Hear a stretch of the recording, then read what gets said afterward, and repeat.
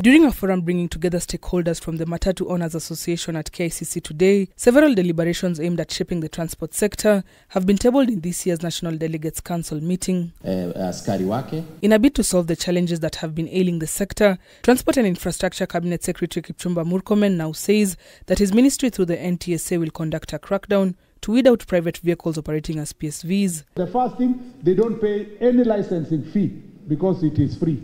You know, it's illegal actually, they're operating illegally. And number two, they are operating at a higher speed because they are not regulated in terms of their speed. Number three, they are not inspected, so they don't pay an inspection fee. I want to give first a warning to every person who is operating as a PSV illegally that you need to stop forthwith. The challenge which was presented by the Matatu owners as a major issue is said to be effected from tomorrow. Additionally, the council also resolved to formalize the employment of drivers and touts through the introduction of a data registry system. The Matatu Owners Association further made a proposal to the ministry to get rid of traffic police on the roads and instead introduce a smart tracking system to monitor traffic operations. In the same light, Murkomen affirmed that processes were underway to establish a traffic command center that will host all matters traffic while addressing teething issues. I would like a properly operating camera system across the nation that will monitor speed, overlapping and other behaviors, and we will not need to take you to court.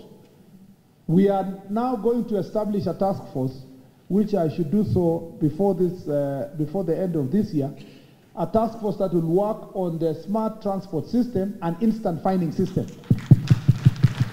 You overspeed, you are automatically fined. You overlap, you are automatically fined. And we will have a command center where the traffic police officer, instead of being on the streets, is somewhere in a command center.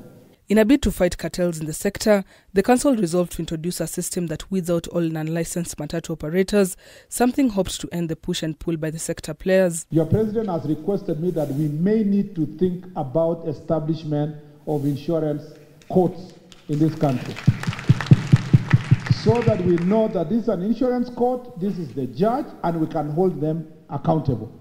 We can also work towards training and capacity building of those judges to be able to understand and build their sector. While marking 20 years since the inception of the Matatu Owners Association, Murkomen says that the regulations deliberated today will be set in motion before the end of his first term in office. Become dictators, Gertrude Burgay, K24 Nairobi.